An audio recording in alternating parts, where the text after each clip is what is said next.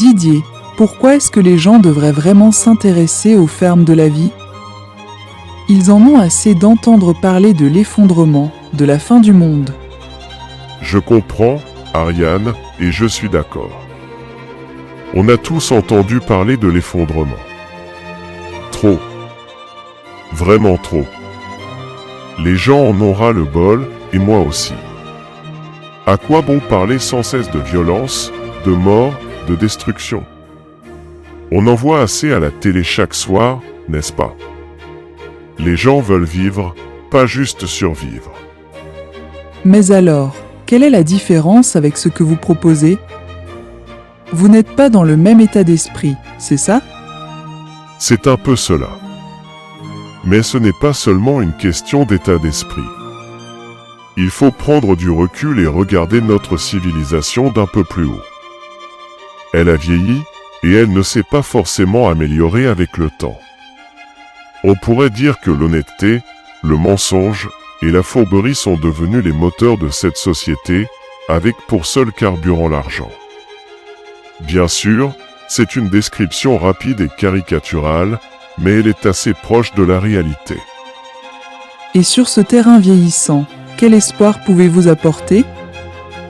Eh bien, sur ce terrain, il y a encore de la vie. Des bourgeons apparaissent, des prises de conscience naissent. Les gens commencent à comprendre que le moteur de notre vie, le PIB, ne fonctionne plus. Que cette course ne peut pas durer éternellement. Et sur cette prise de conscience, certains imaginent des chemins d'action, des projets qui redonnent un sens à la vie. C'est là que des personnes comme Pablo Servigne, nourries par la pensée d'Yves Cochet, émergent, ou Jean-Marc Jancovici, qui nous montrent clairement à quel point la situation est critique. Mais les gens restent malgré tout divisés, entre ceux qui rejettent complètement l'idée de l'effondrement et ceux qui ne voient que la course à l'argent, n'est-ce pas? Exactement. C'est une immense palette d'imaginaires qui est née, allant du rejet total de toute idée de changement à une recherche éperdue du profit. Chacune de ces visions a ses propres moyens d'action. Mais en face, il y a les citoyens, vous, moi, tout le monde, qui subissent ces visions sans avoir de réels moyens d'agir.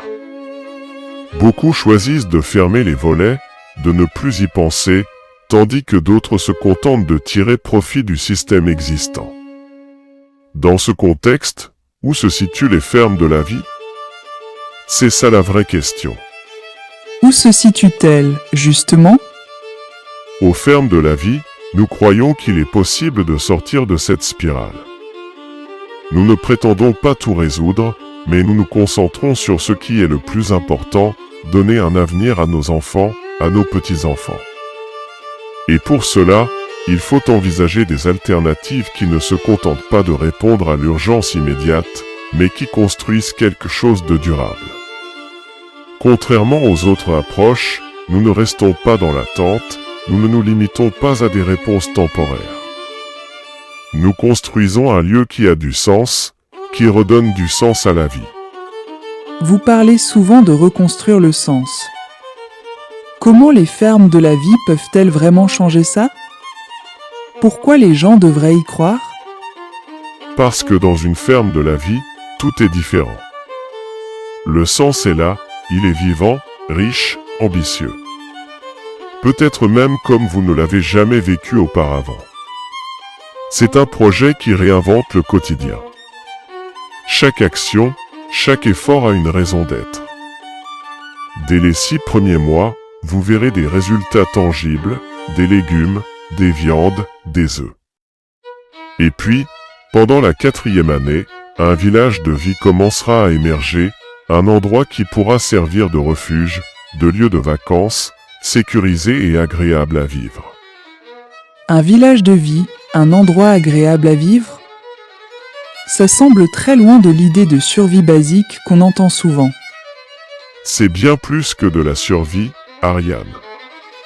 Imaginez des familles qui emménagent dans une maison plus grande, plus confortable qu'elles n'ont jamais eue. Passer d'un appartement HLM à une maison de 280 mètres carrés. Une expérience inoubliable. Oui, il faudra travailler, et ce ne sera pas facile tous les jours. Mais ce travail aura du sens.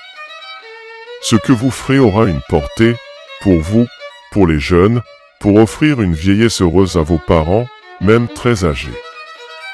Mais il faut que les gens croient que c'est possible.